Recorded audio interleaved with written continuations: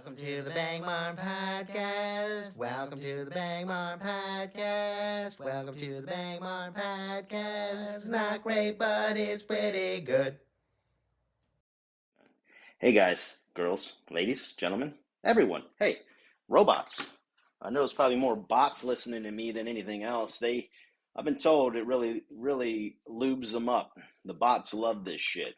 That's why every once in a while I gotta go beep boop beep beep beep beep boop boop boop beep. That part was censored because it's even for bots, it's a little bit too much. And I gotta go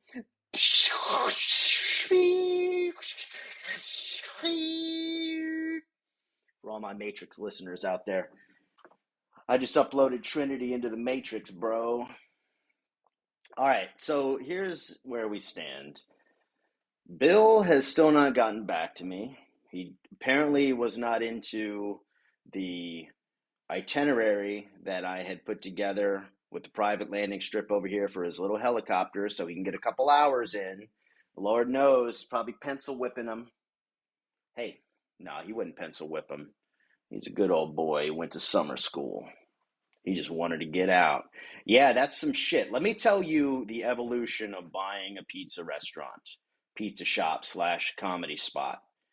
Well, one, I went in there and the guy gave me a full price offer, right? Didn't cut me any slack, even though I walked into him. Nope, no slack. So I was able to talk him down. Got him talked down. Then another 20 grand I'm going to take off that because I'm going to pay him as a contractor, consultant. He doesn't even want to do it. And now I got to say, no, I can't do it, man. Too much operational overhead. Do you want to know just a few things about running a restaurant? Let me just tell you, before you even get to running the restaurant, we know you got to do something with the health inspector, right? You got to get a food handler's certificate or permit. You got to get a seller's permit. You have to have a business license. Now, most people will say, hey, you know what? To start a business, I can go online and just do it. Number one, this is not financial advice. Number two, this is apparently not legal advice either. Number three, it's not any kind of advice. I'm just talking shit, okay? Put that in the front and suck on it. You lawyers, you liars. No, this is the funny thing. So I admittedly was ill-equipped to do all of, I just didn't know what I didn't know. And I'm pretty good at figuring some shit out. But there are people whose entire lives revolve around the various parts of running a restaurant. Taxes, yes, you have tax people that do it. But guess what? It's not just taxes, it's you have business taxes, but then you have payroll because you got to pay your people. And then you have your bookkeeping, which handles more than just the taxes because but taxes are like a yearly thing, or maybe it's a monthly thing if you're doing sales tax, which is another tax on top of that, right? You got to pay tax on your income, and then you have to pay tax on all of the shit that you are selling, the goods that you're selling. Just like you, when you get paid, you've already paid a shitload in taxes. You paid more than you should have. You paid a lot. Maybe you didn't. Maybe somehow you got away with not paying any taxes. Good on you, brother, sister. But you already paid taxes on that, right? And then you go over and grab yourself a burger, and it's not $5 anymore like when I was a kid. Now this shit is $12. And then they throw taxes on top of that, sales tax. Thanks for doing business in our state. We're going to take all this money and hopefully put it into the roads and schools and other programs, other Medicare, welfare type things that help people out. Got it. Hopefully it goes there. That's more fucking taxes. All right. Guess what? Someone said, hey, you can do this online, no problem. 10 minutes to get you an LLC, a limited liability corporation. That sounds pretty awesome, right? Fucking wrong. Learn that the hard way. Guess what happens when you click that go button on the LLC? Well, you could probably do it yourself if you're cool enough to read through the instructions and file it. Then you just pay the filing fee, which it said was $0, but someone was telling me it was like $70.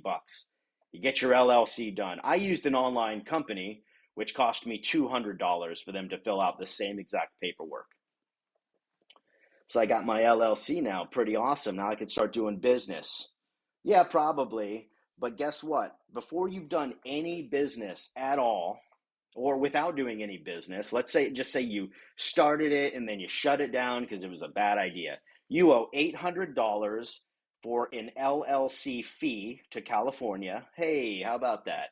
That's just money you're giving them, just for the kindness of their hearts of letting you start this LLC. Okay, is that it? No. You get taxed as an LLC. Guess what you're getting taxed? You're getting taxed $800 minimum until you exceed a certain income threshold, where then you're getting charged some percentage on top of that. That's pretty crazy, isn't it? And it's like 7.5 or 8%, wherever you're at. Okay, so you've decided maybe you're going to go a different route. You not do the LLC. There's other corporation types you can do, but now there's more overhead. And I realized I really need someone that can handle a lot of this. Well, the tax folks that I talked to, they said, well, that's not really what we do. We do taxes. You're looking for some type of legal service, like a business attorney, someone that can help you make some of these decisions. And the long term point of it is you can potentially save money by organizing your company in a different way, that the LLC may not be the advantage. So that was interesting. I learned that. Now, when you go into business for yourself, you're probably already in business for yourself, but if you're not, I'll tell you this, there is so much you have to pay, not just employment. You got to pay employment taxes. You have to pay your own Social Security. And depending on the route you go as a self-employed person, you have to pay both sides of Social Security, the employer and the employee. 15% was what I was told. We haven't even opened a business yet, people. Right? I'm just telling you about all the taxes. Then you start looking at hiring people and the labor. The margins in business are already very tight. Margin is what you're taking home after you've paid for all of the goods and foods and everything. This is how the percentage that you're making. That then what do you do with that percentage? Well, hopefully it's enough that you can put some back into the business for growth. And I just realized that the operational cost of this thing, yeah, you might be able to get a good deal on the business and all the equipment in there, but then you're locked in. This is just another thing. Maybe that's your thing. You're going to be here for 5, 10 years, and you can use that to negotiate a good price on a long-term lease. But at a minimum, you're stuck for the duration of that lease, or it's your headache to get out of this thing. As Yeah, you hear about these stories all the time, but there was this guy who took all his retirement, $300,000 that he had put in all his life, in his IRA or his 401k or his Roth IRA. If you don't know those acronyms, they're not squeaking a bell or making you feel a little uncomfortable because you know you should be investing in them. If your company offers that, not financial advice, hey, go jump into that because they're going to give you free money. And that stuff adds up over time. As you make more money over time, a lot of those different vehicles you can use or the different ways you can invest, they may be pre-tax dollars. So they come out and you're not taxed on them.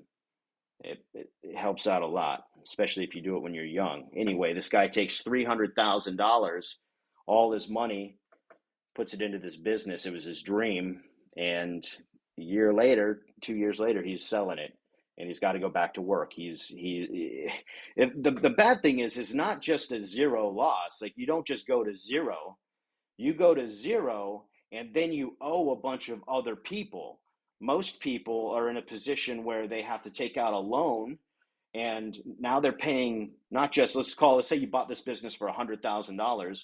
You take out a loan and there's 10% on the loan. I don't know what a loan is for a business. It's unsecured, or I'm sure the interest rates are going to be pretty damn high. And you're paying that interest back to the bank. Now, if it goes south and you have to sell the business, you still owe that money back to the bank. You've got to square up with them. Hopefully you can sell that business and not get not get lowballed by some young man coming in to buy a pizza shop that has no business buying a pizza shop. There is more to it, man. I'm so excited about the idea, but the reality is I don't want to. I want to know how it all works. That's how my mind works. That's the nature of this beast. Is I want to work every station. I want to check it out. I want to know how the engine runs. How does it all? How is the sausage made behind the scenes? But then once I've done that, I get bored and in more it'd be more correct to say that I want to own and not even necessarily run the thing. I want to be able to move in and out of these stations as I want to, like the owner of something would, and then you have really good people put in place. And my idea, it's sound, it's solid, and all of you would love working here. It's great because the big picture is we're going to open a daycare next door. Everyone says it's a terrible idea and so much liability. I know. We're going to find someone that loves daycares and knows them and wants to run it and loves kids. Not that way, but loves really taking care of kids and really helping bring up the next generation of the next force that's going to shape this planet for years to come. We have a daycare built in. We've got it's a family pizza spot. You can come have your birthday, and then in the evenings on one day in the week and a couple of nights in the weekend, we do a comedy club. We've got some live music. It's awesome. You can bring your family. It gets a little raunchy after hours, but that's stuff in the back. Kids are in bed by then, snoozing, sleeping by then. But we take the idea of money off the table. Got to figure out a way to keep people motivated. They want to work there. They're motivated. It's not about their attitude. You want to work there. You want to go there. So you're happy when you're there. It feels less like work and more like a, a team effort. So I want to take the idea of tipping off the table and pay people where they're not really worried about that. Some people have a bad day and their tips suffer. Want to be in a place where you look forward to coming in. And if you're having a bad day, maybe it's one of those things where you've got some time. At least go sit on the patio for a little bit. Go play some music. Go get on the guitar. Go remember why you're here. Go remember why you do the things that you do. And come back when you've got when you're feeling like when you're feeling a little more connected. That's what it is. There's there's just so much, man. I love the idea and I can talk myself into it. And it's the rational, realistic side of me that knows this is a terrible idea because you're buying yourself a job. Number one rule of buying a business is do not buy yourself a job unless that's what you intend to do. And, but someone's got to operate and run the business. If you're busy working, flipping pizzas or making donuts, doing whatever it is you have a passion for, then you can only be in one place at one time, right? You have to be able to spin all those plates. And it's a lot. It's a lot of work and overhead. Let's say administrative work to own and operate a business when it comes down to all the paperwork, all the different organizations within the city, state, and government that you need to work with. They do not make it easy. They don't make it easy. In one person, especially someone with a history of anxiety and depression, it would become overwhelming very quickly. That said, I'm still building the team. As soon as I get it might have to be a little bit more now, but we'll start with 20 milli. When I get 20 milli from my rap career, from my positivity, consciousness stuff, from maybe just one of these kids ends up hitting it big, right? Get them playing the lotto early, or just get them really good at math so they can figure out how to game the lotto. They could do it, man. My kid's in here solving every kind of Rubik's Cube ever made. And I said, dude, you're learning secret knowledge. Keep it up. Keep it up. This is, yes. I'll buy you more of these things. Keep it up. So one of these days he's going to unlock some shit and he's going to be able to provide that information to someone that really would love that information in exchange for $500 million or a billion. Billions are being thrown around like they're going out of style these days. So let's shoot for the skies. And maybe while we're up there, we'll high five Elon when he's flying by in his dragster. I don't know. I don't know. If you want to push me to it, I said the universe is going to make me buy this damn pizza place. I already got the guy to come off about $10,000, and if he were to come down 20,000 more, which he doesn't want to do, but listen, he's also selling some Mediterranean stuff in there that doesn't exist today. I'm not signing up to make Mediterranean right now. I need to learn this. I need a team. You let me know if you want to come flip some pizzas or do a couple spots at the comedy spot. And all I got to say right now is you've been waiting for it, waiting for this whole thing, is this. You ready? I love you. And here, you ready? 16, 16, 16. And we're out. Peace. Boop.